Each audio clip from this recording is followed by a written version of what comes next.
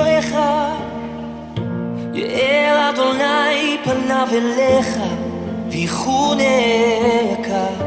יישא אדוני פניו אליך, וישם לך שלום.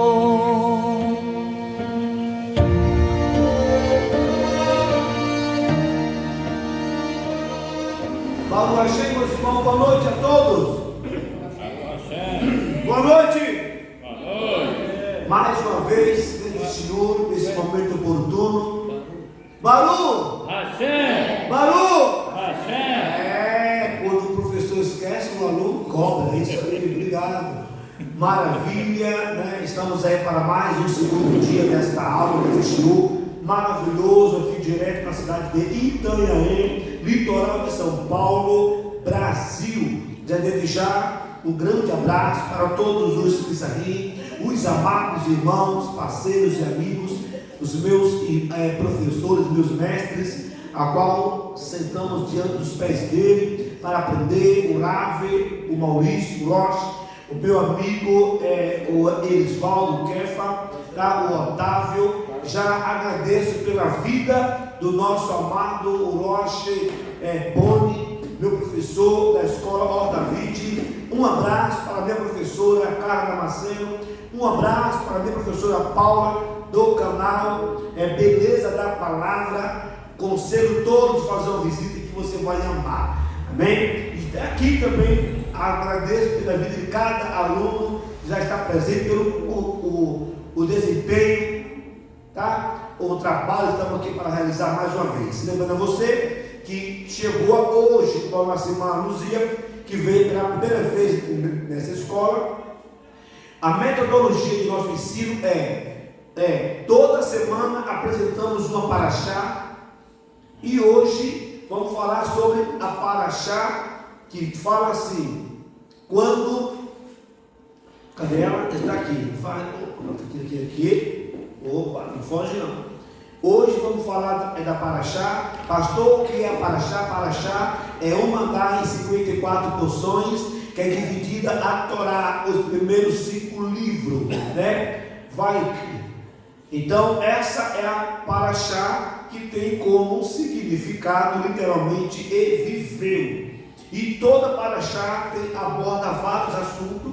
Estarei citando quais são os assuntos e em seguida vamos entrar na nossa matéria, que é o segundo dia da aula sobre o livro Shirashiri, que hoje temos como tema as vestes da noiva. As vestes da noiva, as vestes da noiva. Vamos assim então orar ao Eterno. Baruch atah Adonai Eloheinu melech haolam. Bendito seja o nome santo do Eterno, nosso Deus, o Rei do Universo, que devolveu nossas almas nessa manhã, nos guardou, livrou-nos do homem mau, perverso e envenenado, acidente prematuro, dando-nos a graça e o direito de mais um dia adentrar por essas portas e sentarmos aos pés do Monte Sinai. Quero louvar e agradecer o nome do Eterno Hashem, meu Pai amado e eterno, pela bondade, a benevolência e a paciência para conosco. Sim, Pai, e aos santos que já estão presentes, também louvo e agradeço pela vida de cada um dos teus.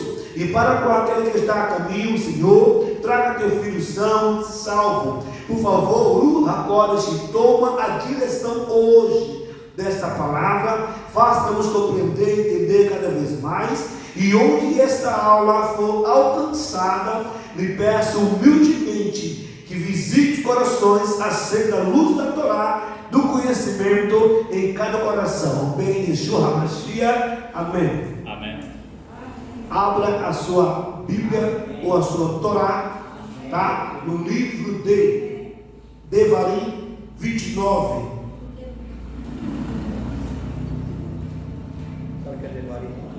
É Deuteronômio. Deuteronômio.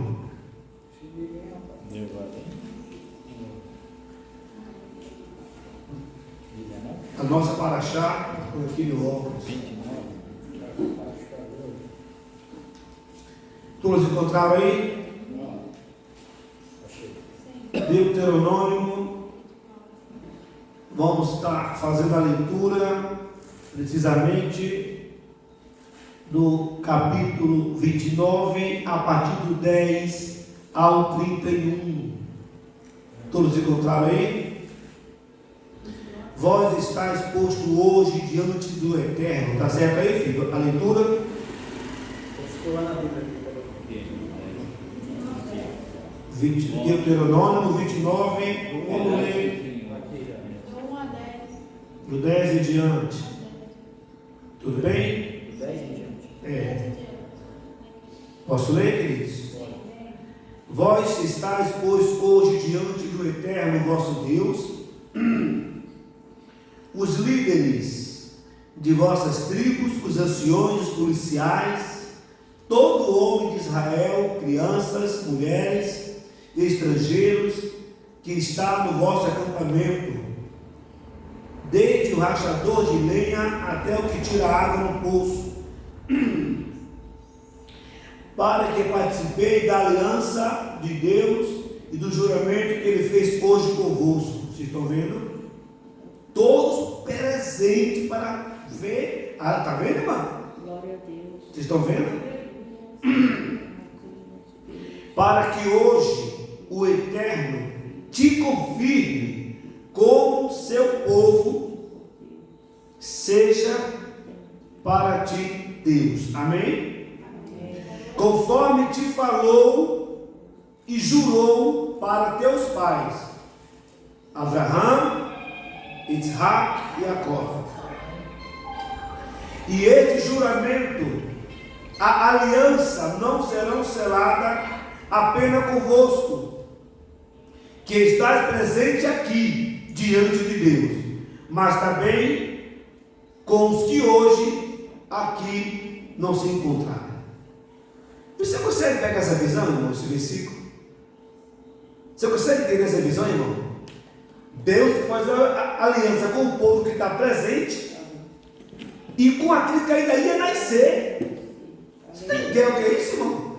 Glória a Deus. Mas sabe quem são eles? É nós, irmão.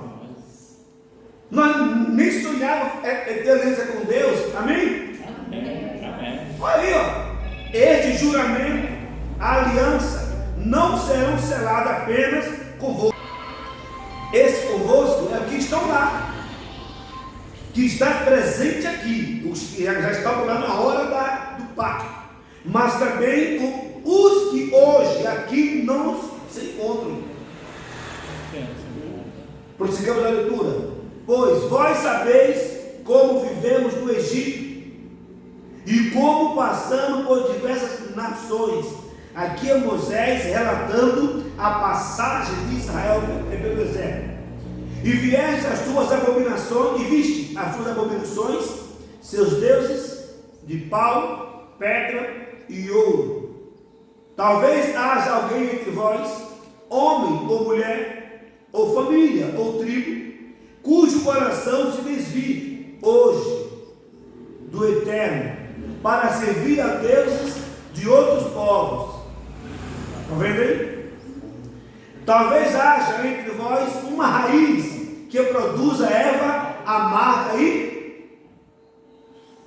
e fel. Sabe o que é isso? As nações, quando se misturam e que nós deixamos os princípios, deixamos o costume, a tradição da Torá e buscamos a praticar o que outras nações nos apresentou. Está vendo? Talvez haja, está aí.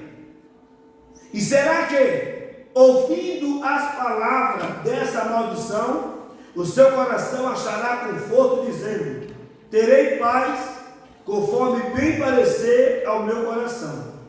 Mas Deus acrescentará: a quem assim pensar o castigo dos pecados involuntários, ao dos cometidos voluntariamente, o Eterno não quererá perdoá-lo, e fará com que toda maldição citada neste livro recaia sobre ele. Deus apagará o seu nome de debaixo do céu e separará das demais tribos de Israel para o mal. Vocês estão vendo o julgamento aqui? Vocês viram o julgamento? Bem, irmãos, Vocês viram o julgamento aí, gente? Você viu o julgamento aí, pessoal? As pessoas que se desviaram já foram julgadas aqui, ele falou. Será arriscado o seu nome. Aí nós chegamos no altar e falamos o quê? Deus é amor. E esquece de falar que ele também é o quê? Parabéns, ó, irmão, Deus é uma flor linda. Sim, rosa de Sharon, tá bom. Mas o talo, o que é que tem? E por que não prega o espinho também? Só prega a rosa. Não perdeu os irmãos. Não perdeu os irmãos. Amém, queridos? Então nós já estamos vendo nessa leitura já julgamento. Olha que interessante, irmão. Estamos chegando perto do julgamento. E essa paraxá vai abordar essa situação. Então, vou prosseguir mais 2 versículos aqui. E as gerações vindoura de vossos filhos, e o estranho que vier da terra longínqua, verão as pragas daquela terra e as doenças, porque Deus afligiu. Verão a terra abrasada com enxofre, sal, não semeada, que nada produz, nem erva, tal como a destruição de Sodoma e Gomorra. Vocês estão vendo?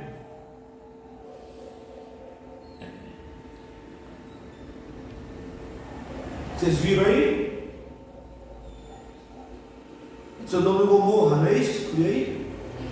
Ademais, isso, pela ira de Deus. E se perguntarão, por que Deus fez isso a essa terra? Qual foi a causa do grande furor? E lhe responderão, porque abandonaram o quê? Porque abandonaram a aliança do Eterno com seus pais selada, quando saíram do Egito e foram servir outros deuses prostrando diante deles. Amém? Amém. Pega sua paraxá. Por que esse povo está sofrendo no mundo, irmão? Você já pegou a resposta aí? Por quê?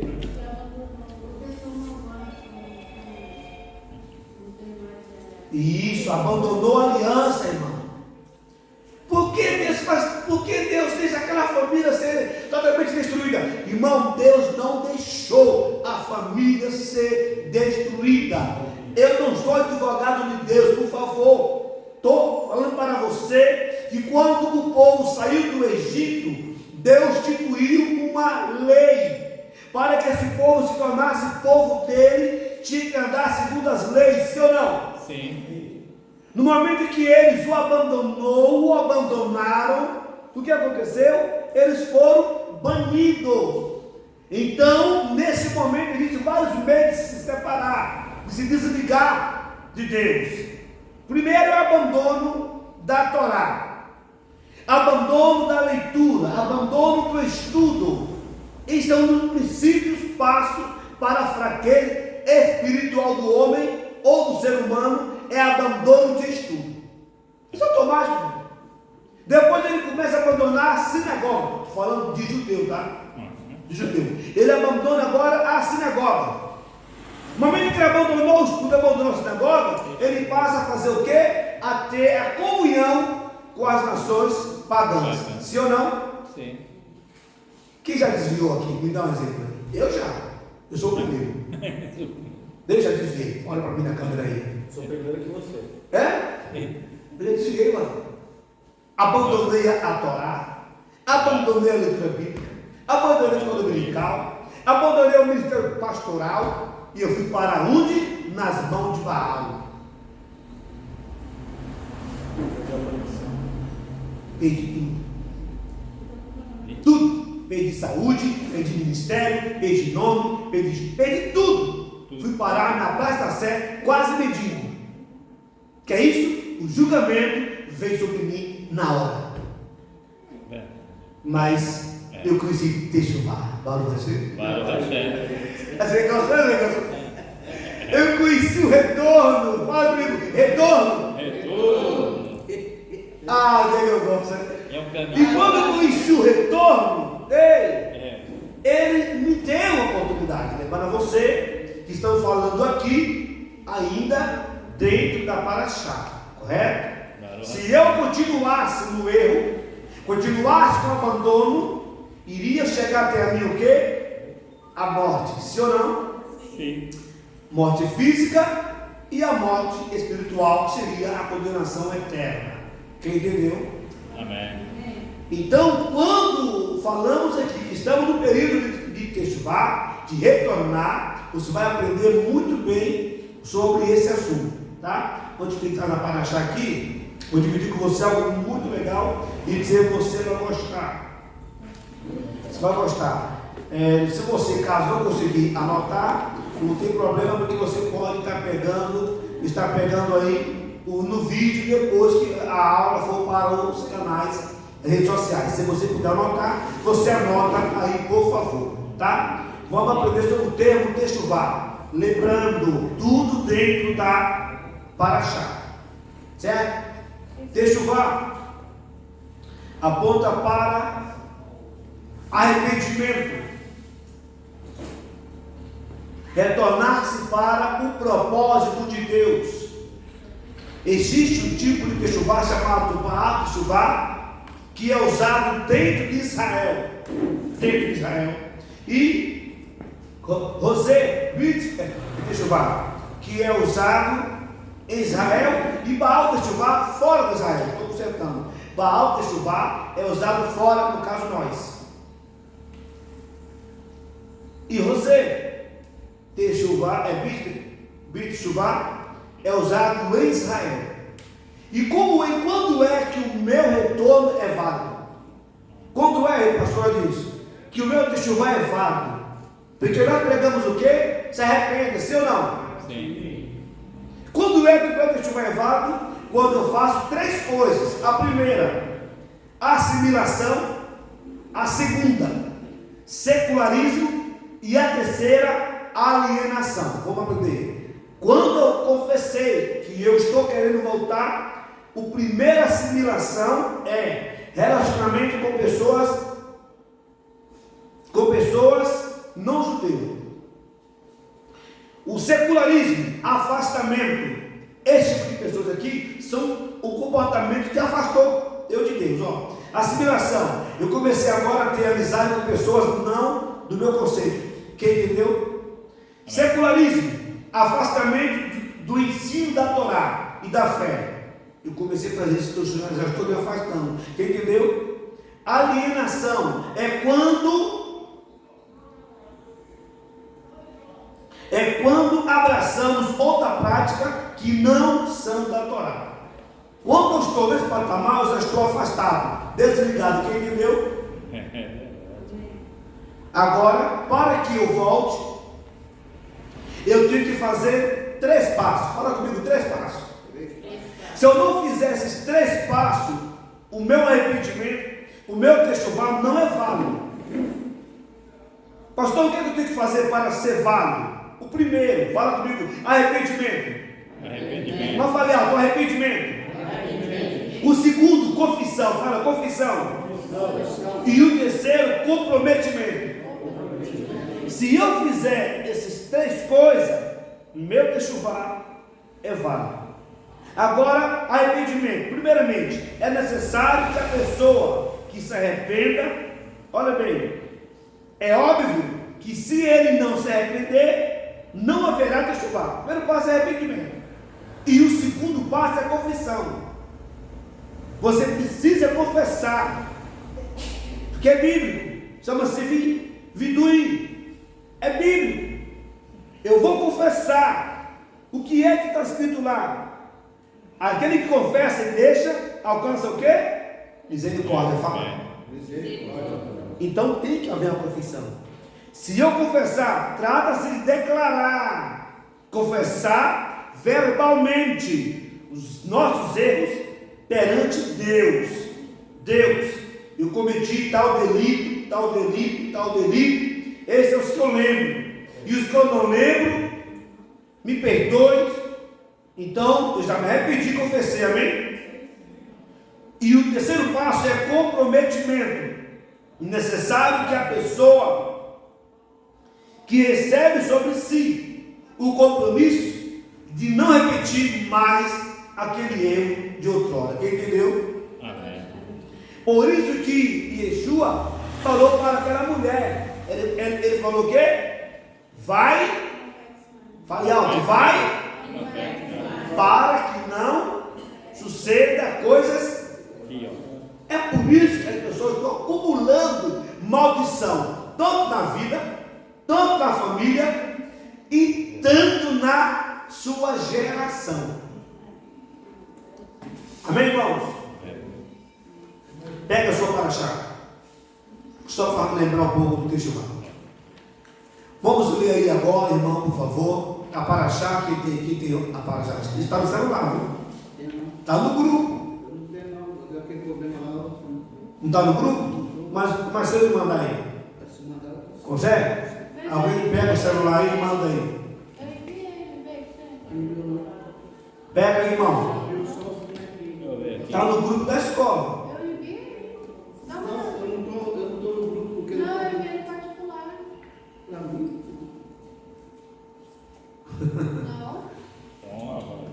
Não?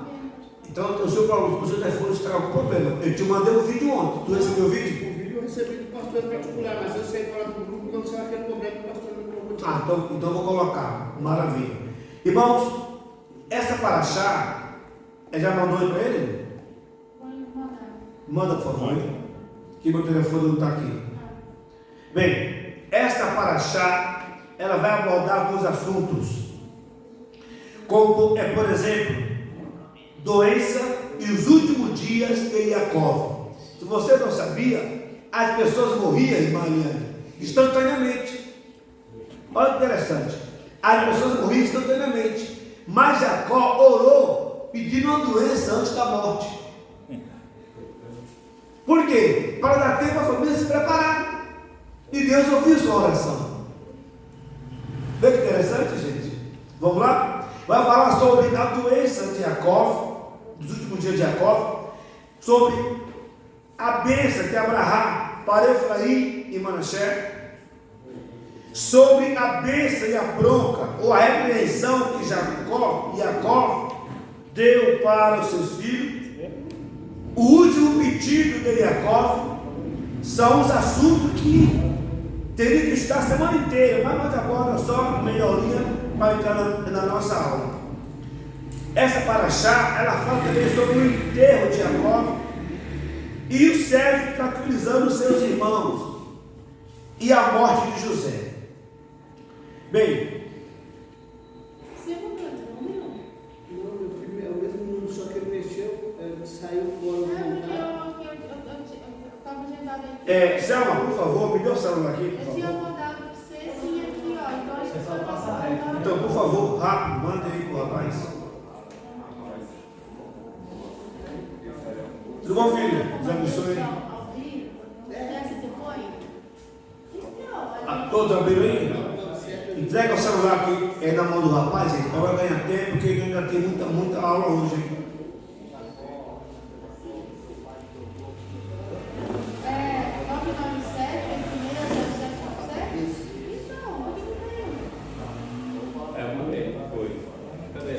Chegou aí?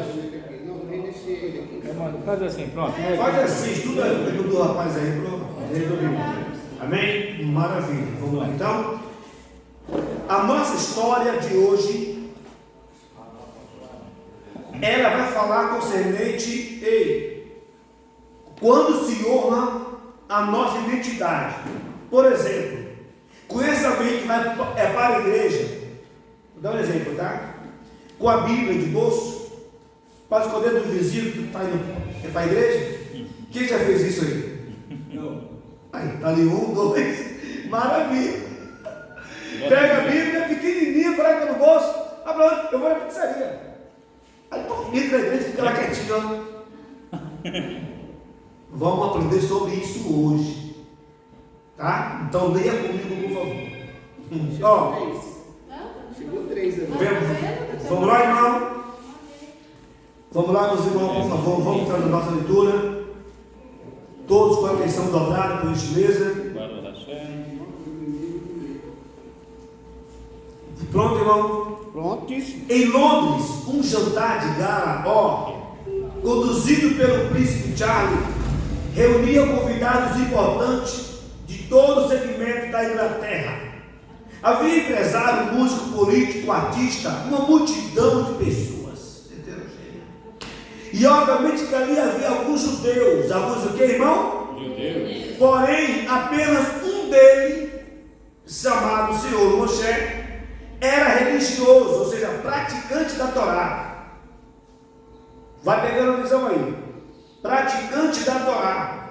Ele pediu para que ele fosse servido comida kosher. Comida kosher, já sabe que é comida apropriada para o judeu, correto? Correto. E então foi encomendado exclusivamente para ele comida do famoso desse restaurante aqui, kosher. Ele pensou apropriada para os judeus de Londres. Também era carteirinha, né? O serviço que fornecia comida, com o seu inconfundível emblema impresso. Ou seja, irmão, quem o Estado contratou a empresa para a comida kosher, além da comida kosher, os pratos também eram kosher. Era prato próprio que o judeu podia comer. Quem entendeu? Baruch Hashem. Pega a missão, escuta a missão, viu? Escuta aí. Bem, o Senhor Moisés, ou Moshe, ao chegar no salão, dirigiu-se ao seu lugar entre o Duque Wilson e um magnata inglês. Havia uma pilha de pratos e talheres, tá aí, colocado ao seu lugar, um para cada etapa da refeição. Tudo estava indo bem, até que as coisas começaram a ficar difíceis para o Senhor Moisés. Após o prato de entrada, o príncipe convidou todos a se levantar e mudar de lugar. A ideia era que, dessa forma, todos os convidados pudessem conhecer uns aos outros. Uma técnica, uma regra dos palácios de Galas, entendeu? Olha que coisa mais louca, irmão. A ideia era que era uma ideia interessante para que quem não estava comendo kasher, era uma ideia boa para quem não comia kasher, pois não fazia diferença alguma em sentar em qualquer lugar. Porém, para o Senhor Moisés foi um transtorno, já que ele não podia mudar de mesa sem levar os pratos. Quem entendeu aí? Baruch Hashem. O camarada ficou no estreito.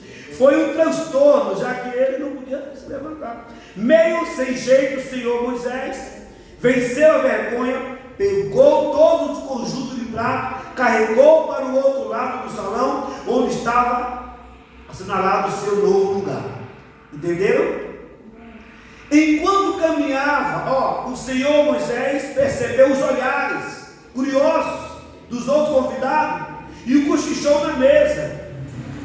O que ele está fazendo? Que estranho, né? Porém, não se deixou abalar e foi até a sua mesa com muito orgulho, mesmo com todo o desconforto da situação. Ainda assim, ele conseguiu realizar alguns contatos de negócios. Então chegou a vez de mudar o lugar novamente. Mais uma vez ele ergue a pilha de prato, entendeu aí? E talheres restantes. Iniciou sua caminhada rumo ao novo lugar. No caminho, deparou com um sujeito que lhe sussurrou: você tem que nos envergonhar assim. Difícil, né? Era um judeu que estava incomodado com aquela situação. Mas o Senhor Moisés não se abalou e disse: o que eu posso fazer, meu amigo? Eu só como kasher. E esses são os meus pratos. Na metade do jantar, todos haviam acostumado com a situação, exceto esse judeu que continuou a encará-lo com ar de reprovação. Tudo bem aí? Finalmente o jantar chegou ao fim. Ao final, e os convidados fizeram aquela fila imensa para cumprimentar o anfitrião, o rei Charles. Imagina a cena. A fila andou rapidamente, pois cada convidado conversava rapidamente com o príncipe Tiago. Alguns poucos segundos até que chegou a vez do Senhor Moisés. Ele achou que o príncipe iria apenas cumprimentá-lo, como havia feito com todos os convidados. Porém, Charles perguntou a ele com um sorriso: percebi que você carregou os seus pratos pelo salão entre cada refeição. Por que você agiu dessa maneira? Ele respondeu: majestade, eu sou judeu religioso e sigo as leis de alimentação kasher. O príncipe Charles escutava atentamente entre uma pergunta e outra que fazia ao Senhor Moisés. Cumprimentava as pessoas que continuavam passando por ele. Após ter conversado por cerca de 10 minutos, o príncipe entendeu melhor o que havia se passado naquela noite. Eles se despediram com um sorriso caloroso, aperto de mão, e o príncipe disse que esperava encontrá-lo em breve novamente. Quem entendeu? Amém. O maior tempo de conversação foi com esse judeu Moisés. Quando chegou a vez daquele homem que havia censurado o outro judeu, o Senhor Moisés, ele mencionou o príncipe, que também era judeu, esperando a mesma recepção calorosa. Entretanto, o príncipe olhou nos olhos dele e disse: você é judeu? Ele perguntou: o que, irmão? Fala assim: você é judeu? O príncipe perguntou: mas eu não vi você carregando nenhum prato durante o jantar. Que judeu é isso? Vocês estão entendendo, irmão? Eu sou cristão. Mas eu não falo como cristão. Eu sou judeu, mas eu me comporto como uma nação pagã. Quem vai identificar a minha pessoa é o meu caráter, o meu comportamento, ou seja, a minha obediência às mitzvot, os mandamentos, amém, irmãos? Amém. Eu não posso chegar num show como esse, pregar tão bonitinho, e ele fora me comportar como um goim. Goim não, nós somos goim, como um pagão. Não posso. Diga o qual, diga a mim. Olha a resposta aqui. Quando um judeu cumpre a Torá, escuta aí, as suas mitzvot, que é os mandamentos, Deus mostra claramente que ele está no caminho. Devemos ter orgulho do nosso papel no mundo e trazer valores morais e sabedoria para toda a Humanidade. Você estudar e obedecer a Torá, você está sendo mais uma lamparina acesa a favor da humanidade, meus irmãos. É isso que ele está falando aqui. Agora, leia comigo, por favor, que está com o microfone aí na mão. Que está? Vamos ler aqui a paraxá. Vocês entenderam a importância de você honrar o que você é? Leia. Uma leitura bem, como diz o outro no Nordeste, pega a bode. Ok? Vamos lá, pai, com você. Nessa semana, lemos a paraxá, vai rir, literalmente quer dizer e viveu. Letra Tainá. Que conta sobre os últimos 17 anos de vida do nosso último patriarca Yaakov. Após uma vida de muitos sofrimentos e dificuldades, finalmente Yaakov viveu seus últimos anos com tranquilidade, junto com seus filhos e netos no Egito, onde Yosef era o vice-rei. Até a época de Yaakov, as pessoas faleceram de repente, sem nenhum aviso. Yaakov pediu para que Deus permitisse que as pessoas adoecessem antes de morrer, para que pudesse fazer seus últimos preparativos. Deus concordou com o seu pedido e Yaakov foi o primeiro que adoeceu antes de falecer.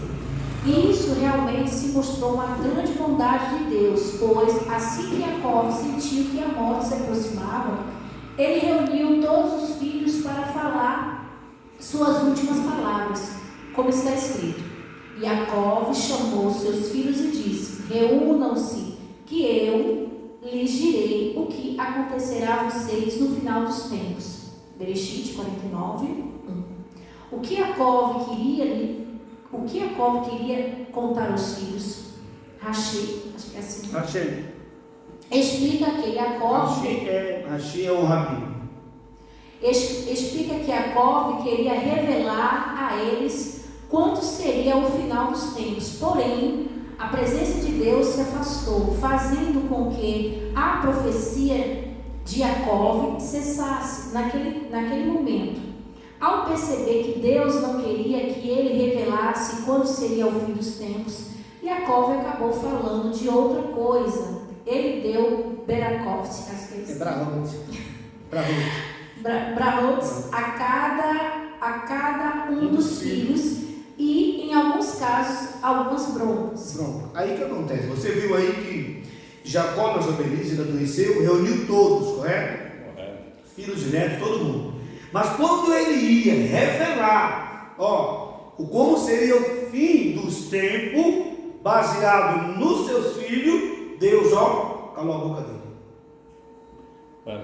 Já que Deus calou a boca dele, então Jacó agora liberou o quê? Uma bênção para seus filhos e uma repreensão para outros. Por que ele abençoou um e deu bronca para outros? Vamos aprender. Durante milhares de anos, olha aí, o povo judeu se perguntou sobre o final dos tempos. Quando finalmente virá a redenção final? Mas por que Jacó achou importante revelar aos seus filhos quando seria o final dos tempos? Além disso, por que a Torá precisava mencionar esse acontecimento? Já que o final das contas, Jacó não conseguiu revelar nada. E finalmente, por que Jacó resolveu dar bênção e bronca nos seus filhos, logo após Deus ter proibido que ele revelasse aos seus filhos quando seria o fim do tempo? Qual é a conexão dessas duas coisas? O Rav e Jacó. Isso aqui não é o Jacó que estamos lendo, tá? Isso aqui é o rabino. Explica que Jacó achava muito importante que seus filhos tivessem noção do que haveria um fim, pois temia que quando os judeus estivessem exilados, acabassem ficando lá por centenas de anos, talvez eles perdessem a esperança. Perdessem o quê? Esperança. Pois, após anos de escravidão, com geração indo e vindo, sem nenhuma melhora em sua terrível situação, seria natural esperar que as pessoas perdessem a esperança. Quando alguém perde a esperança, acaba desistindo e abandonando a sua identidade. E nós cristãos? Quando de nós perde a esperança e abandona a igreja, pastor, amigo, igreja, sim ou não? Sim. A preocupação de Jacó era que eles mantivessem a esperança, independente do tempo de escravidão, do tempo de exilados. Mantenha firme, vocês vão receber a promessa. O medo de Jacó é eles perder a esperança. Quem dera a gente pensar assim, né? Não ia ver um desviado, sabia não? Ele entendeu o quê? Eu estou crente há 10 anos, um dia cumpro a minha promessa. Mas nós não, nós desistimos. Prosseguir aqui. Bem, irmão, esse era o medo de Jacó, e por isso que ele queria deixar claro quando seria o fim de todo o sofrimento. A vontade de Jacó, ao querer revelar a seus filhos a história completa do povo judeu, era encorajá-lo a não desistir nos momentos mais difíceis e terem emuná, confiança de que haveria um final feliz. O final o quê?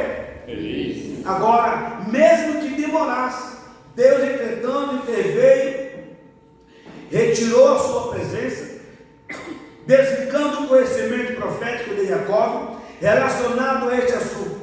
Deus estava transmitindo a Jacó que, apesar de suas boas intenções, revelar quando seria o fim dos tempos causaria um efeito contrário. Se seus filhos soubessem a extensão da severidade do exílio que o judeu passaria, eles iriam de fato desistir e esperar. Lembra quando ele chamou Ará e Shaul? Ele não falou o sofrimento de Paulo, sim ou não? Se ele fala, Paulo desiste. Lembra quando ele chamou Abraão? Sai da meio da tua parentela e vai para uma terra que eu te mostrarei. Ele mostrou? Ele falou o sofrimento? Se ele fala, Abraão fugia, sim ou não? Lembra quando ele chamou, quando ele mostrou o sonho para José? Se ele revela para José, ou José, que ia passar por traição, prisão, também ia querer recuar, entendeu? Amém. Então, por isso que Deus não permitiu que Jacó falasse para os seus filhos o processo deles. Prossiga comigo, por favor. Pessoa morta. Entendeu, gente? Com o plano A, Jacó ou Jacó foi retirado por Deus e ele não pensou em plano B. Quando ele reuniu seus filhos e começou a contar quem eles eram, que é muito importante, isso quais eram seus pontos fortes e pontos fracos. Jacó tinha um propósito: deixá-los saber que os seus descendentes retornariam a Eretz Israel, a terra de Israel, e que cada um cumpriria a sua função específica e única. Olha, cada um cumpriria a sua função específica e única. Desta forma, ele estava dando aos seus filhos a esperança de que uma luz no final de tudo, quando alguém conhece o seu valor, receba aí, quando alguém sabe quais são as suas qualidades, os seus pontos potencial, melhoraria. A pessoa melhora a sua autoestima. Isso é combustível para o seu crescimento espiritual. Cada um deles, se você pegar o nome deles, é uma história diferente, que no fim cada um tem a sua soma. É igual nós na igreja. A soma da Tainá com o Rinene não tem preço, sim ou não? Sim. A soma do Júnior com os jovens não tem preço. Eu estou em casa estudando, ele está fazendo, não tem preço. Verdade. Está entendendo agora? Então cada um tem um chamado específico. No fim, está tudo certo. Baruch Hashem. Vou finalizar aqui. Vamos lá, irmão? Qual é a parte agora? Leia você, todo mundo no 3, vai. 1, 2, 3, vai. Além disso, Jacó estava dando outra importante lição aos filhos dos descendentes. o povo judeu não estava destinado a ser uma nação sem diferença de opinião entre eles. Pelo contrário, nosso destino é vivermos todos juntos, todos tribos distintas, cada um com a sua. Nós podemos ter a nossa opinião e visões diferentes, baseadas nos. Quando Jacó reuniu os seus 12 filhos, Eles estavam todos ali ao mesmo tempo. Ele não começou a se separar por cada um, e sim na frente de todos, para que cada filho soubesse cada um dos seus irmãos também possuía um papel significativo na necessidade e no destino dos povos. Somos parte de um grupo maior e, portanto, devemos. respeitar a característica da força de cada um e não tentar diminuir ou desprezar a missão dos outros. Amém, irmãos? Amém. Se Jacó chama um por um no canto do escritório, ele te falou o que, o pai? O pai te falou o quê? Não. Jacó entregou as cartas na qual você vai ser isso, você vai ser assim, você vai ser assim, você vai ser assim. Então eu tinha que respeitar o que meu pai falou que eu ia ser. É como aqui agora. O Júlio se propõe fazer um trabalho lindo com o jovem. Alguém pode até não concordar, mas ele se propôs de Deus selou e respeita. Está selado. Está selado. Eu faço melhor, vai chegar o seu tempo. Amém? Amém. Funciona assim. Vamos lá, irmão? Sigamos aqui. Lá embaixo. Temos atualmente muitas entre o povo judeu. Askenazi, Sefaradi, isso aqui é Hassidim. Isso aqui são tipos de diferentes, que estudam a mesma Torá, mas com os pensamentos diferentes. Obedecem a mesma mitzvot, lemos bem, entre outros. Cada um tem a sua forma de conectar a Deus. Lê você. Cada um tem suas forças e suas características únicas. Qual deles está certo? Todos É a mesma Torá que estudamos são as mesmas mitzvot que cumprimos.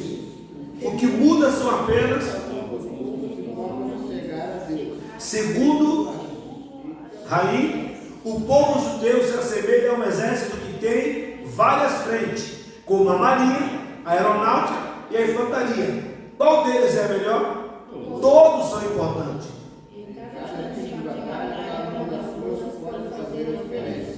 O grande problema Começa quando o grupo começa a diminuir e desprezar os costumes e comportamentos do grupo. isso nos E de acordo com a palavra de Jacob nos afasta da.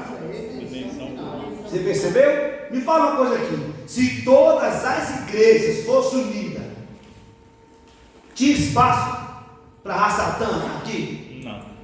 Eu digo unida na palavra. Tinha espaço? Mas nós somos tribo de divisão. É dividida, irmão. Segue o mesmo livro, mas não tem A mesma visão, irmão. Você viu que as igrejas, vou usar a palavra igreja mesmo. As igrejas estão indo na contramão de Deus, irmão. Imagina 12 igrejas. Os filhos de Jacó, 12 igrejas. Tudo lindo a Torá.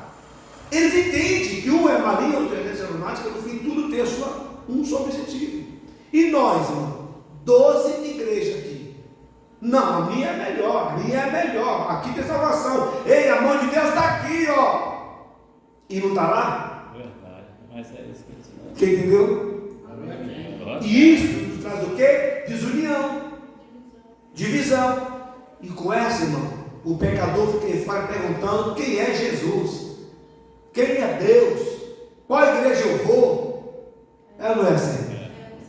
Não mostra a igreja, mostra a palavra. Ou até quem frequenta fica confundido, né? Ou até quem frequenta fica ainda confundido também. Tem muitos que estão parados sem saber para onde ir. Sem ouvir a palavra. Porque nós estamos trazendo isso. Então lembre-se, não podemos ser desunidos. O nosso alvo qual é? A palavra, sim ou não? Sim. Eu nunca preguei a palavra. Ó, você tem ideia, mas só um minuto. Assim, eu montei uma igreja aqui. Eu dei para o rapaz toda a igreja. Sou tudinho, dizimista. Pastor, posso arrancar sua placa? Eu filho, arranque tudo. Não me interessa a placa. Placa para mim, a chuva vai acabar, cair. Quero ver, não pode fazer o meu ministério, irmão. Palavra, o meu caráter não pode ser tocado. Mas no templo pode derrubar. Não pode derrubar o meu caráter cristão. O meu caráter com Deus. Amém, irmãos? Amém. Fale, irmão. Então, aí o pastor falou que nós temos que ouvir a verdade, né? Então, eu não falou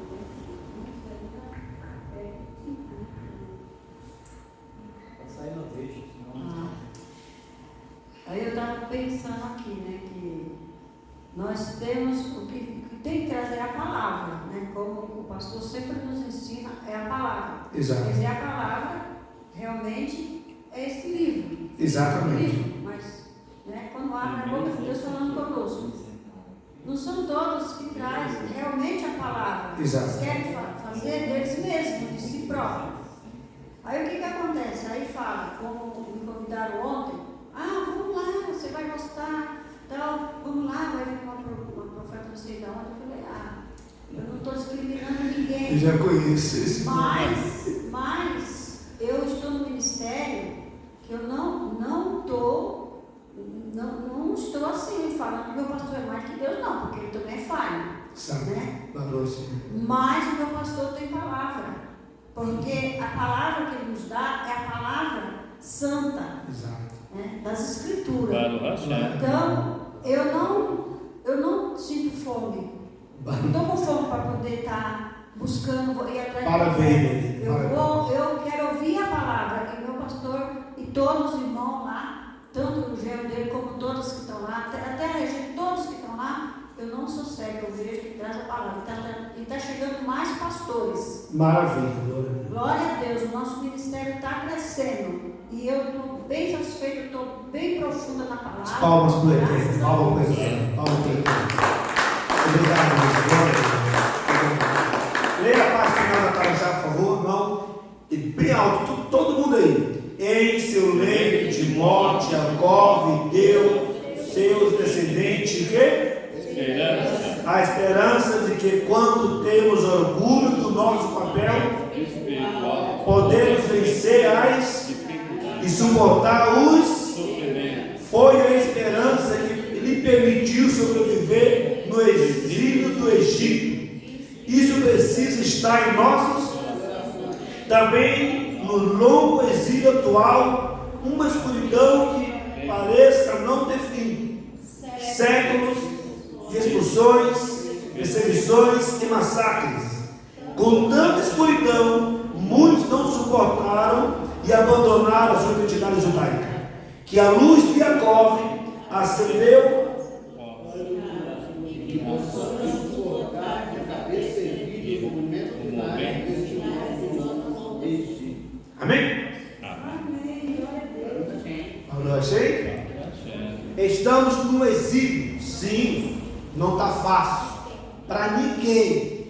Mas a ordem divina é: aquele que for até o fim, dá-te o quê? Então, o prêmio não está no começo e nem no meio, mas no fim. Então, presta atenção.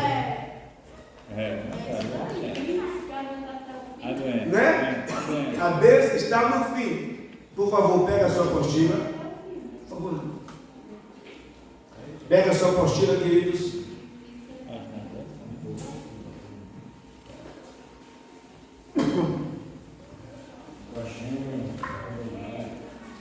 Vamos citar a nossa apostila agora, com muito carinho, com muito amor. Dá a página 17 aí, por favor. Da apostila. Nós estamos aprendendo, minha irmã Luísa, minha irmã Luísa, sobre a palavra calar, que quer dizer noiva, ou no seu original, preparada, pronta. Deixa eu te perguntar uma coisa aqui. Para iniciar o nosso senhor sobre calar, sobre a noiva, me seja sincero nessa pergunta. Vai para as mulheres. Quem já foi no casamento aqui e fez questão de ficar perto da noiva aqui? Vou sincero. Por que o povo tem isso? Tem sempre rouba-cena, não tem? Tem umas que cuidam da noiva, põe no carro, leva para lá, pro salão. Não, essa roupa não tá bom, vamos o cabelo da noiva. Tu percebeu o que é assim? Nossa, é um xodó com a noiva que eu fico bobo com aquilo. Eu tenho 27 anos na fé, já fiz muito casamento, e eu achava engraçado o cuidado da igreja com a noiva, aquela agonia com a noiva. Tudo nos cuidados. Isso é bom, não? Vocês perceberam isso? Então escuta uma coisa aqui. O nosso tema hoje é as vestes da noiva, correto? Porque o tema hoje são as vestes da noiva. Quem é o noivo? Yeshua, fala. Yeshua. Já aprendemos nas nossas pregações que ele não vai querer casar com a noiva do lamento. Lembra disso? Hã? Com o olho cheio de remela. Quem lembra dessa mensagem? Né? Te deram risada, né? A brincadeira, mas é verdade. Então vocês têm que pensar o quê? Nossa, eu vou pegar essa aula de hoje e vou me vestir com as vestes da Calá, da noiva. Amém? Como a Calá, no aspecto físico, a sombra de um mundo perfeito. A sombra de um mundo perfeito, ela é pura e ela é virgem. Certo? No aspecto espiritual, real, verdadeiro, ela se abstém. Aprende isso. No aspecto espiritual, a noiva, o que é se abster, pastor? Não ter contato com nada que é impuro. Aprende, por favor. Tem gente que quer jejuar depois, é ou não é assim? quer ler a Bíblia depois, quer perdoar depois, quer deixar a vida torta depois, sim ou não?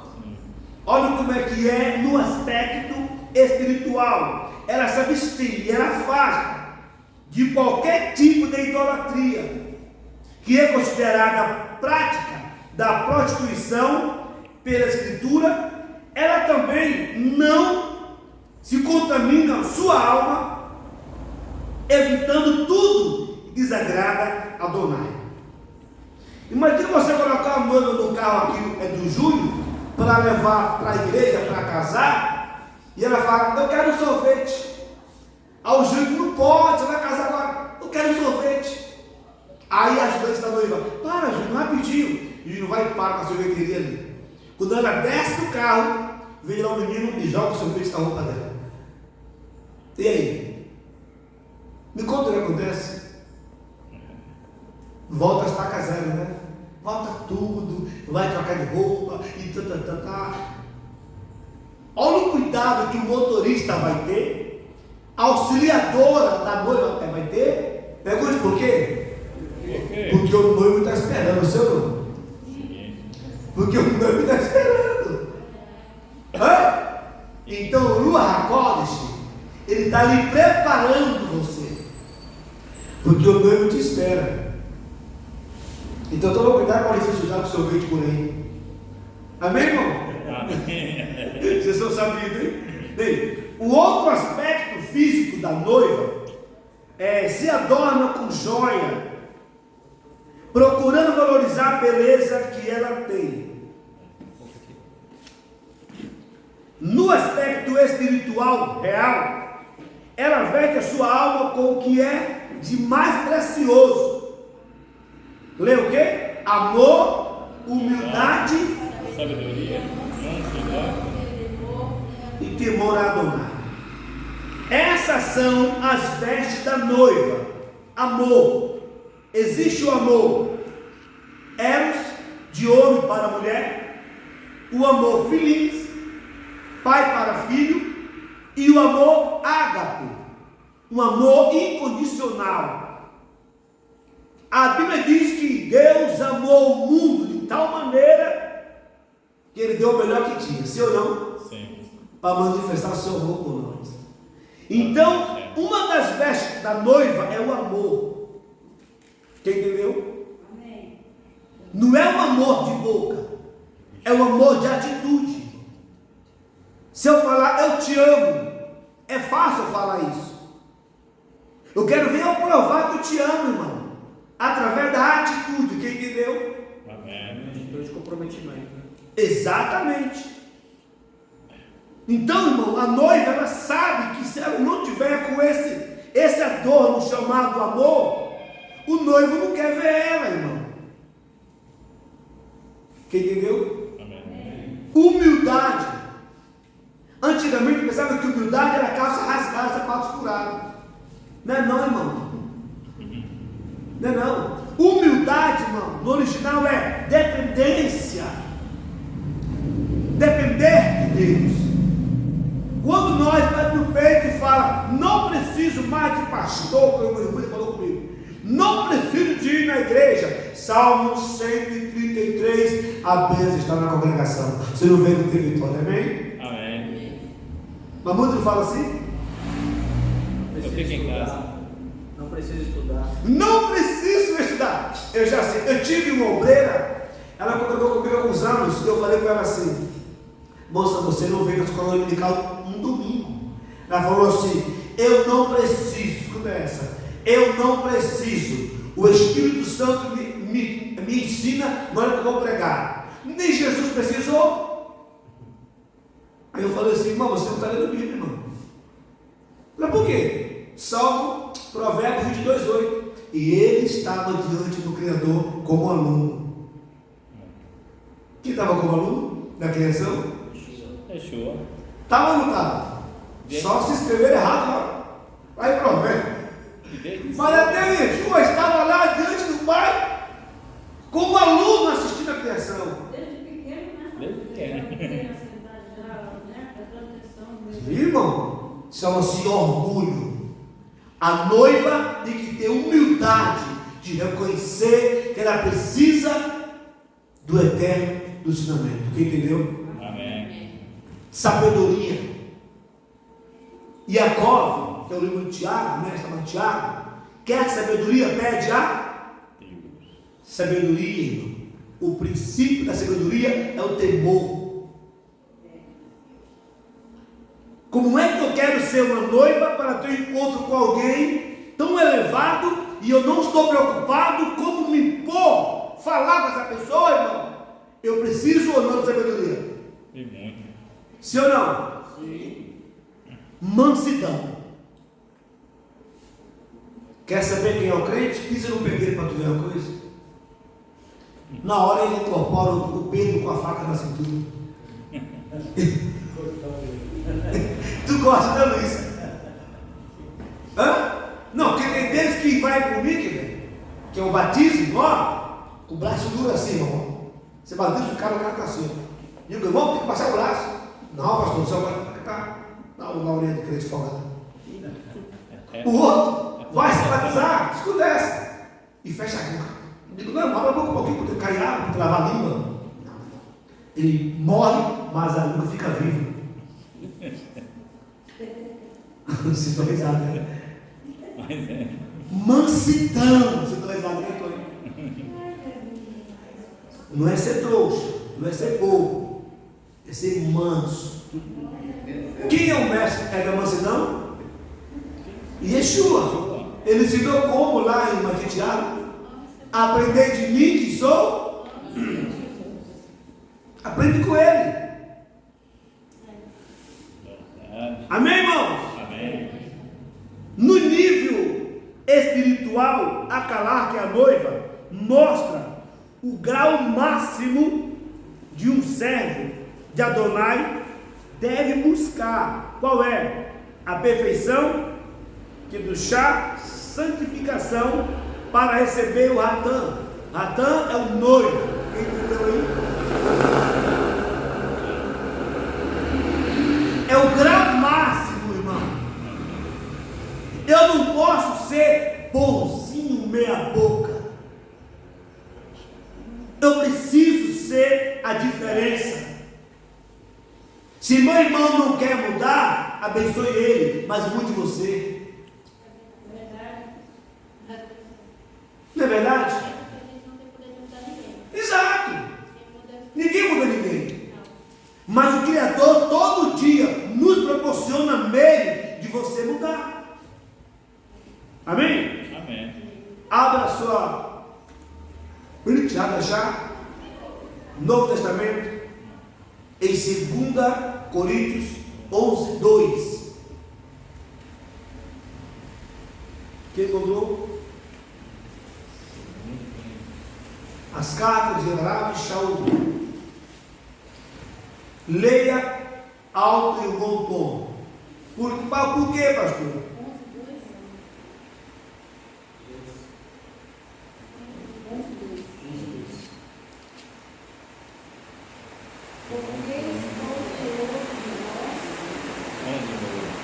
Leal, cara, leal. Porque estou zeloso de vós com zelo de Deus, porque vos tenho preparado para vos apresentar como a virgem pura ao marido, a saber, a Cristo. E aí, irmão? O apóstolo Paulo falando que tem zelo e ciúmes, de você e de mim. E ele está nos preparando. Agora, escuta a coisa aqui. Ele passa o antídoto, me ensinando conhecimento, mas eu desprezo. Eu vou estar preparado quando? Não. Quando? Não. Eu não ouvi, irmão? Nunca. É Paulo que está dizendo, não sou eu. Eu tenho zelo e ciúme de vocês. Estou lhe preparando. Isso quer dizer o quê? Que nós não estamos prontos, sim ou não? Sim. Agora vai preparar para quem, irmão? Para entregar para quem? O noivo. Não. Agora imagine, irmão. Escuta uma coisa aqui, queridos. Lembra quando Eliezer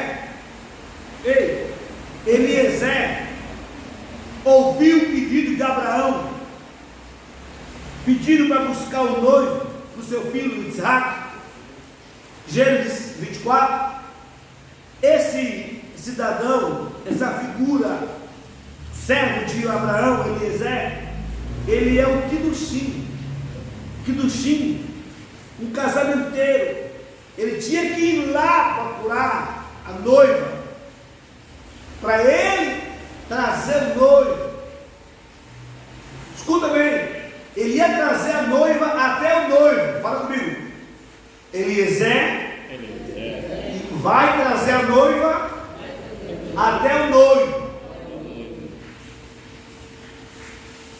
Só que o noivo não vinha até a noiva. É a noiva que é conduzida pelo aquele Kidushim até o noivo, sim ou não? Sim. Esse Kidushim é o Espírito Santo, que está preparando nós para levar até o... Está vendo? Só que antes, vamos lá, irmão. Só que antes desse encontro, tem que pagar o dote. Fala, paga o dote. Abra sua Bíblia aí, por favor, 1 Timóteo. Pastor, uma dúvida. O noivo é Yeshua ou é Yeshua. É porque existe a figura, né? Quem fez os calços? O Espírito Santo Nós hoje. está nos convencendo, nos preparando para esse encontro com Yeshua. Ele é o pai da noiva que leva O dote. até o noivo. Quem paga o dote é o pai do noivo. E quando ele vai buscar a noiva para trazer para o noivo, ele vai pegar a noiva. Pastor, como assim? Abraão foi até, Eliezer foi até a casa do seu irmão com 10 camelos. Um ele montou e 9 camelos cheios de joia. Pagar o dote. Quem entendeu? Quem pagou o dote? Não foi Abraão? A figura do Eterno. Está pegando a visão aí? Está pegando a visão? Irmão, pergunte, está na aula, que é livre. Eu não sei, eu não sei, diga eu não sei, que eu sei, diga eu sei. Compreendeu? Abraão pagou o dote. Leva lá esses ouros, ouro, paga e me traz a minha noiva. Agora, olha como foi que Deus pagou o dote por você e por mim. Leia Timóteo. 1 Timóteo 2,6. Lê bem alto. 2,6. Ele se entregou em resgate por O lavrador que trabalhou. 1 Timóteo 2,6. Me enrola não, cara. Ele se Aqui não entregou. passa nada, filho. Ele se entregou em resgate, é isso? Sim, vai. Por todos, para servir de testemunho a seu próprio tempo. Ele se entregou a si próprio. Fala. Ele se entregou em resgate por todos para servir de testemunho a seu próprio tempo. Quando alguém é sequestrado, que paga o resgate, a pessoa é liberada, irmão? Liberado, sim. Nós fomos sequestrados e éramos mundanos, amém? Amém. Aí. E ele se ofertou a si próprio e pagou o resgate por mim e por você, amém, irmão? Tem Yeshua. O próprio Yeshua. Amém. Ele pagou o resgate por nós. Isso é muito sério, viu, irmão? Ele pagou por você. Quem entendeu, diga amém. Amém. Você está na qual página aí, por favor? 18, né? Vamos para 18. É 18? É isso mesmo? Então vamos para 18. Para 18? Ou é 19? 18, né? Vamos conhecer um pouco da primeira fase do casamento. Nessa primeira etapa nós já vimos o quê? As vestes da noiva, correto? Correto. Depois falamos sobre o dote, correto, irmãos? Agora vamos falar sobre a primeira fase do casamento. Essa você vai gostar. Olha para cá, eu vou me levantar aqui um pouquinho. Olha para cá.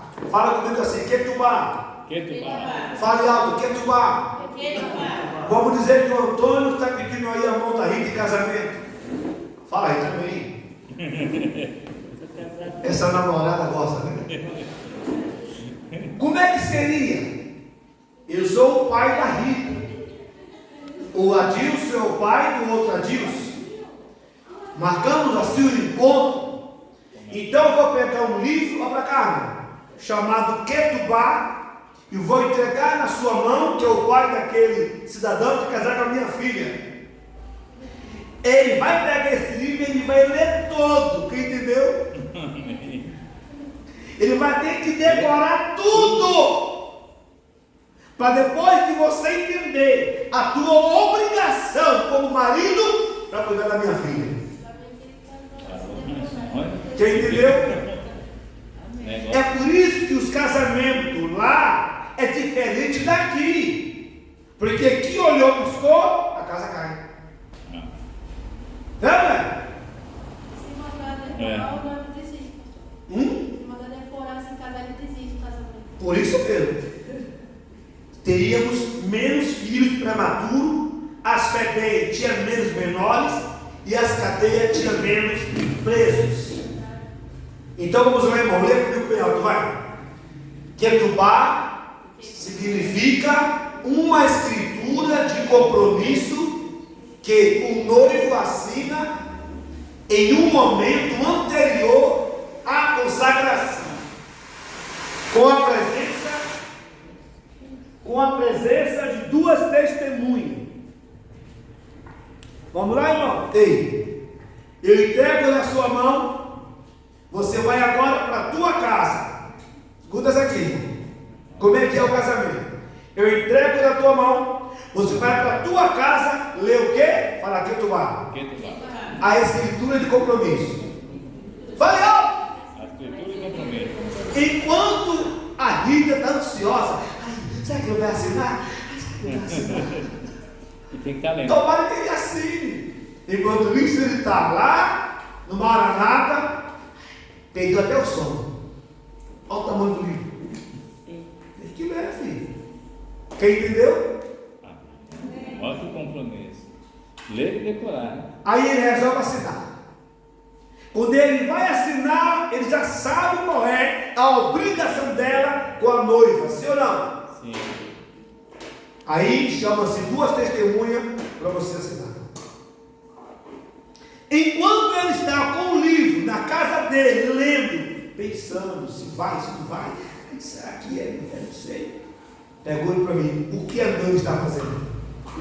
E a noiva? Eu não ouvi, não ouvi. Ela está se adornando. Ela está se preparando. Ela está preocupada. Se ela for boa aos olhos dele, ela quer ser melhor ainda com ele. Quem entendeu? Amém. Agora segura a visão aí. Quando o Criador entregou as tábuas para Ketubá, para Moisés, aquilo é um livro de casamento entre Deus e Israel.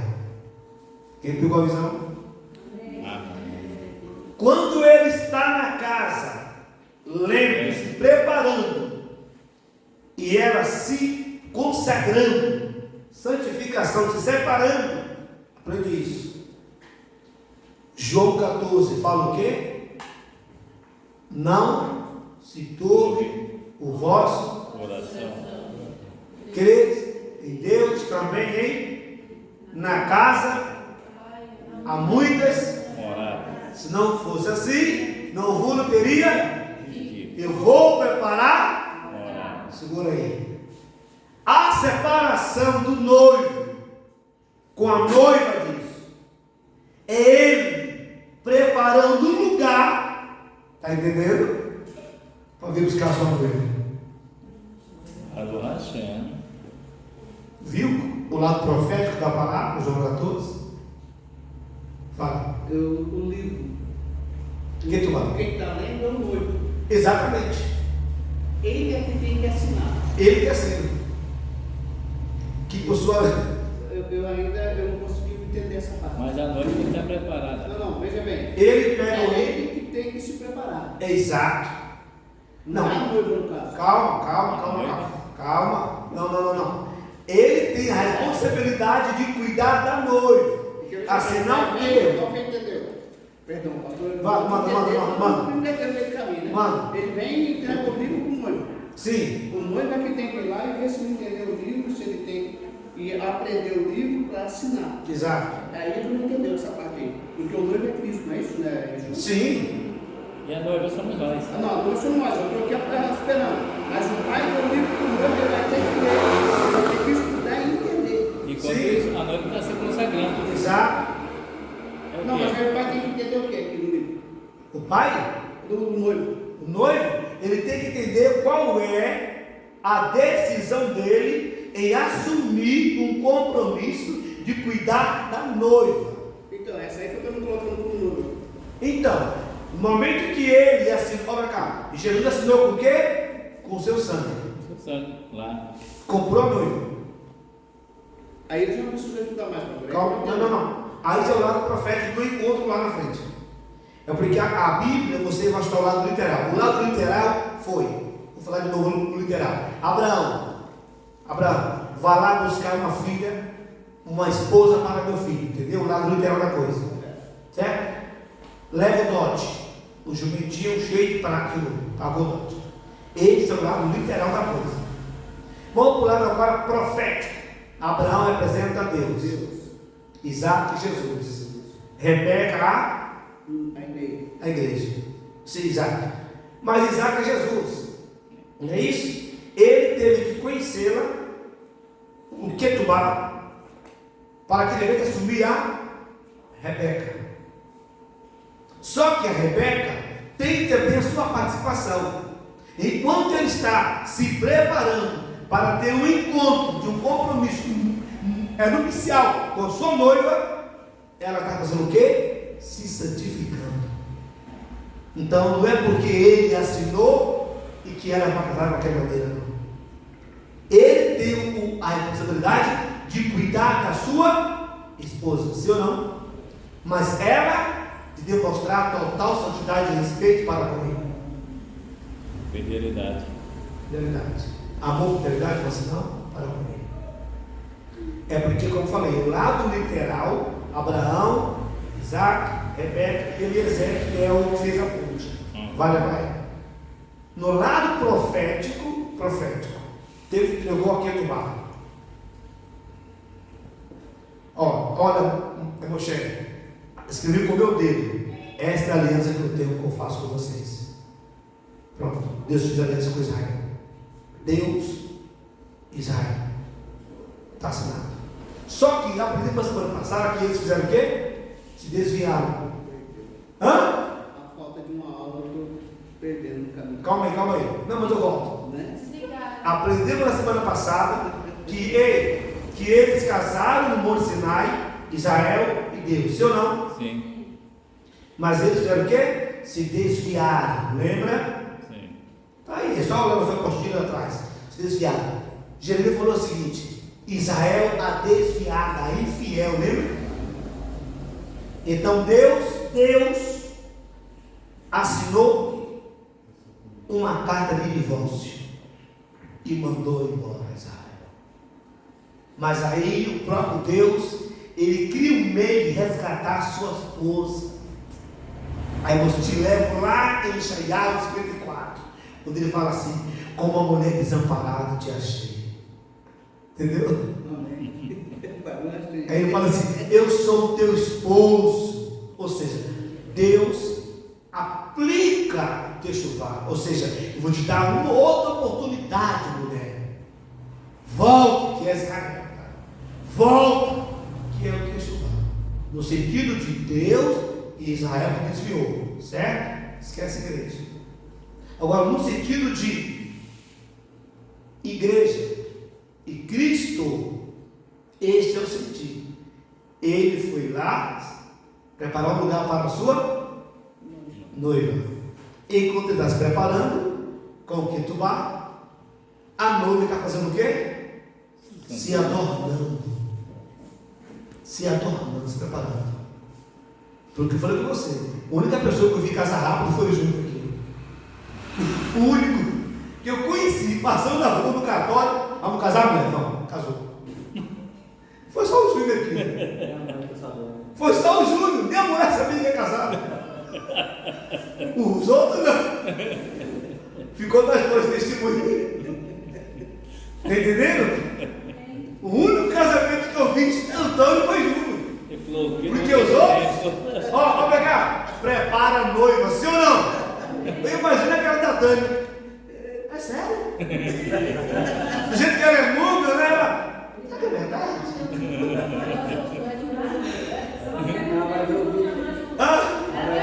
Mas é legal. Eu vi aquela vez. Eu imagino a cara dela, ela falando. Pegou na rua, quero me cadê testemunho, eu vou casar. Vocês estão entendendo o que é chegar? No caso dele é exceção. No caso de Cristo e a igreja, Paulo falou o quê? Quem lembra aí? Em 2 Coríntios 11, 2, Paulo falou o quê? Eu tenho ciúme dizendo de vocês. Estou lhe preparando, ó, para te entregar como uma noiva pura e virgem. A quem? Entendeu, Leandro? Tá lá. Aí o Dote está lá em 1 Timóteo, que ela acabou de ler, que ele está pagando o seu resgate por nós. Mas vamos lá. Os deveres do esposo para com a esposa é aquele do bar. Agora, engraçado aqui, que já casou aqui, levanta a mão. Se você conhecesse antes Maquetubá do casamento, você não casava. Eu também não. É verdade, irmão. Depois que você conhece, nossa, meu, sabia que tinha que levantar cedo, correr atrás. Ai, a menina chorando de lado, chorando do outro, que a menina da bexiga. Essa mulher fala igual uma matraca, a outra não fala nada. Esse homem que não dá uma. Se pudesse, né? Levava lá no balcão de troca, trocava, né? Essa domingo do outro. Na feira do rolo. Amém, irmão? Então, por favor, pega a sua apostila aí na página 19, por favor. Teve um rapaz que casou com o robô ali. Página 19. Tava batendo. E não, a luz aqui já deveria já. O que eu li, não, está dentro do horário, fica tranquilo, por favor. Página 19, irmão, lê comigo aí, na apostila. Pois tenho verdadeiro ciúme de vós, esse zelo vem de Deus. Vai. Pois vos consagrei a fim de apresentar a ele como uma figura. Você está vendo qual é o propósito de igreja? Ou melhor, o propósito de um líder? De um líder é chegar em cima do altar e falar: ó, meu irmão, eu fui levantado para preparar você para encontrar com ele. Sim ou não? Sim. Paulo assim? Pastor, no caso de falar essa passagem, que fala de virgem pura. Fala da santidade. Santidade, mas pureza. A pessoa perdeu a conexão, já não é mais virgem pura. Ela fica impura. Ela vira. Está até aqui. Ela vira rachar, se for homem ímpio, ou recheote, que é ímpia. Então aí já não tem mais aquela noiva virgem pura. Mas é para isso que ele chama de volta. Techuvá. Ao retorno. Você viu o que ele falou para você? Irmão, vai dirigir culto, tempo de techuvá, de arrependimento. Não é porque tem igreja que está perfeito. Eu falei aqui, antes de chegar, que toda a Israel, que já tem aliança certa, passaporte carimbado de salvo, todos eles estão fazendo techuvá. O bom de estudar isso daí é que, no mês de techuvá, né? Todos os pregadores isso. Para pregar nesse tema. Está entendendo agora, filho? Eu falei o que? Gente, parte nesse tema, gente. Tempo de arrependimento, tempo de voltar ao primeiro amor, tempo de se arrepender, irmão, tempo, parte. Eu estou me preparando para o dia 12 de outubro, pregar techuvá. É mesmo? Para o Hashem. Mas é o tema nosso. Vamos lá, irmão, então, para finalizar. Quem leu aí? Vamos lá, irmão, lê a apostila aí, vai. Preparar-se adequadamente, leia. Vestido de quê? Pureza. E joia. Olha as vestes dela, vestido de pureza. E quais são as suas joias? Boas obras. Vocês viram, gente? E se consagrasse por completa, página 20. Vai, 20. É porque na semana que vem já vamos entrar no livro Shirashiri, que você vai ver esse livro como representando o santo dos santos do tabernáculo. Vai. E tomou Yeshua, leia. O vinagre disse: está consumado. Inclinando a cabeça, entregou o Espírito. Essa palavra está consumado, quer dizer, estou preparado, estou pronto. Aprendemos na semana passada que a palavra está consumada é a raiz da palavra calar.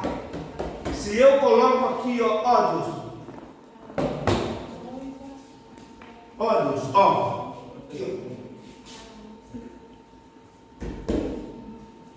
Essa palavra, do lado, eu estou dizendo, essa foi a palavra que Jesus falou no Calvário.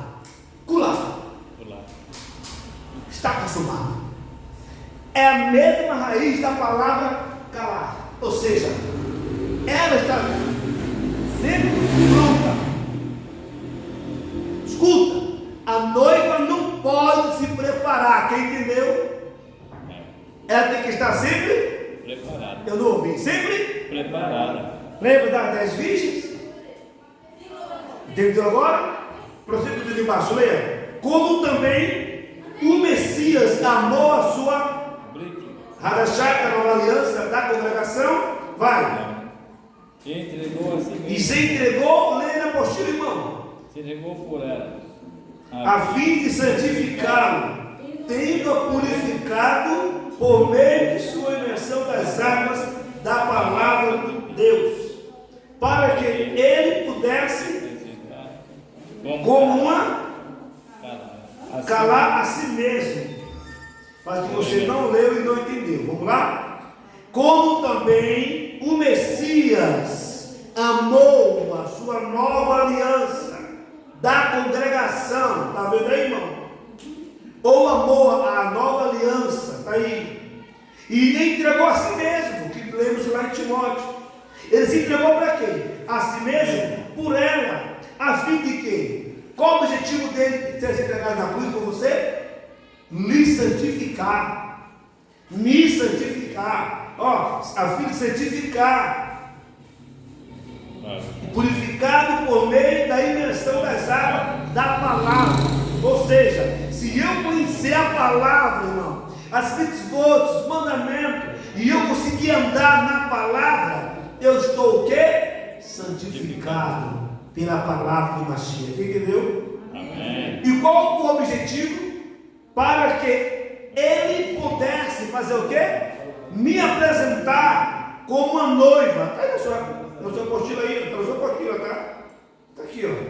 Como uma noiva a si mesmo. Congregação, não é que é? Uma noiva sem mancha, sem ruga, nem qualquer coisa semelhante, mas em toda santidade irrepreensível. Valor achei, irmão? Hashem. Precisava acabar essa parte da nossa apostila. E na semana que vem nós vamos entrar às joias da perfeição. Ok? Então, 5 minutinhos só ali. Vamos. Gostou, meu irmão? Se é a primeira vez, é que falamos sobre esse tema da noiva. Você gostou? Ficou? Então, fiquei feliz em tê-lo conosco. Quando for assim, olha, me dá um toque, porque de lá da tua região, vem eu de carro e vem o Adilson. É só combinar, né? Ele está sendo um casalzinho mesmo, aí pega você e traz. É só combinar, tá bom? Para você não vir nessa chuva aí tudo. Amém, meus amados?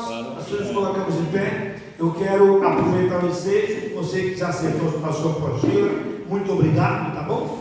E você que pode aceitar, ajuda a gente com o teu trabalho. E eu volto a dizer, nas suas direção de culto, oportunidade, não fuja do tema que estamos a ministrar sempre, arrependimento, tá? Você tem uma ideia? Eu coloquei o tema até nos bonecos, irmão, para você ver como é as coisas, né? Maravilha. Vocês gostaram da aula hoje? Sim. Foi diferente? Quem é a noiva aí? Fala, Rimene. Isso. Bendito e eterno Deus, Pai do nosso Senhor Salvador. Louvado seja o teu nome santo, querido e amado, por ter nos escolhido no meio de todas essas nações, nos revelado a tua Torá. Pai, me perdoe se eu falei algo, tropecei em palavra, mas que o Ruach HaKodesh traga ao coração dos ouvintes a luz dessa palavra, Senhor. Que sejam todos abençoados, que venhamos ser uma noiva pura, sem mancha, sim, Senhor, sem fuga, preparada para o encontro com Mashiach. Dá-nos a graça de um retorno maravilhoso, uma noite abençoada, bem Yeshua Mashiach. Peço e agradeço no nome do Filho amado. Amém. E as palmas do